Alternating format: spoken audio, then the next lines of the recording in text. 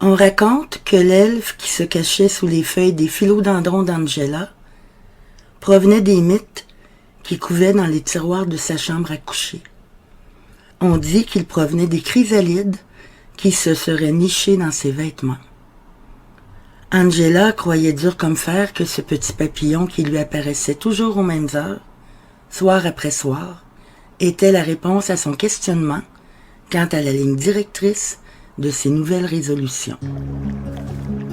Angela racontait à tout un chacun qu'un elfe avait élu domicile chez elle, et elle s'en porta bien. Motivée par l'heureux élu qui avait établi ses assises dans sa cuisine, le corps d'Angela suivit l'envol de son esprit et elle en fut heureuse. Et soutenue par l'énergie elfique, Angela suivit la ligne directrice de ses résolutions avec entrain et facilité.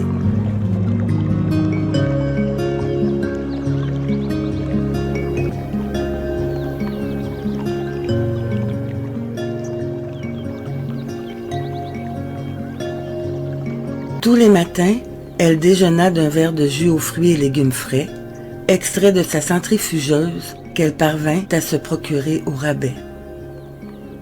Ensuite, vint la méditation. Quotidiennement, elle prit 7 à 15 minutes de son temps pour faire le vide de ce qui n'avait pas lieu d'être et le plein de lumière pure à 100%. Et elle alla s'entraîner 3 fois semaine, puis bien sûr, elle se mit à la cuisine végétarienne, ce qui ne fut pas une mince affaire. Angela s'approcha à grands pas de la marche à suivre, de ce qui pour elle représentait une vie saine, jusqu'à ce jour où l'une de ses amies lui montra la photo d'une bestiole qui s'apparente à une punaise de lit. « Tiens, ton elfe ressemble à ça ?» questionna Daniel après avoir braqué sous le nez d'Angela l'image d'une mythe de laine.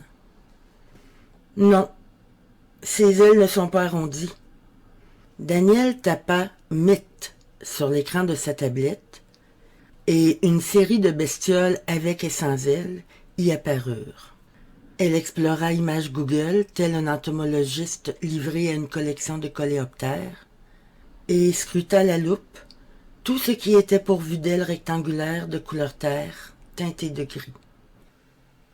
Elle glissa rapidement son doigt sur plusieurs de ces bestioles qui ne correspondaient pas à l'idée qu'elle se faisait d'un elfe qui n'en était pas un. Et encore une fois, arrêta son doigt sur un kératophage, puis tourna l'écran de sa tablette une seconde fois vers une Angela dépitée. Non, il n'y a pas de tache rectangulaire qui traverse ses ailes, affirma Angela en repoussant dédaigneusement la tablette de Daniel. D'ailleurs, elles sont un peu plus rectilignes, ses ailes. L'entomologiste en devenir joua encore de l'index sur l'écran et une page du net s'afficha sur « La mythe des textiles dévore les vêtements du placard. » Regarde, tu vois l'image? C'est bien ce que tu dis. Ses ailes sont rectangulaires. Ton elfe est une teigne, affirma Daniel, le plus sérieusement du monde. C'est un vilain propagateur d'infection. En fait, ton elfe est un virus.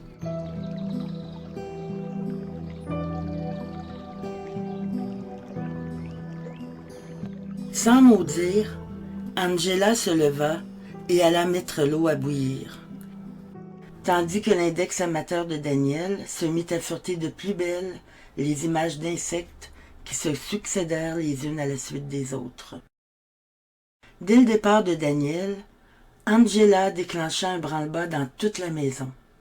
À la recherche de cocons, de larves et de trous dans ses bas de laine, elle se précipita en haut des escaliers et se dirigea vers sa chambre à coucher.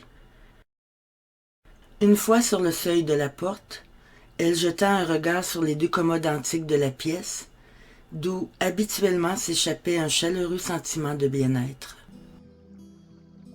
Ensuite, elle descendit à la course les marches des escaliers et alla ouvrir le placard de l'entrée. Elle y jeta un coup d'œil et poursuivit l'investigation jusque dans sa lingerie.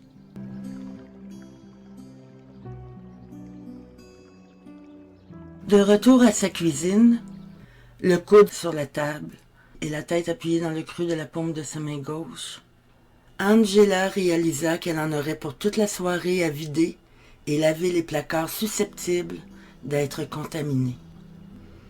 Ce soir-là, la peur était entrée dans la maison d'Angela et le doute s'y était installé.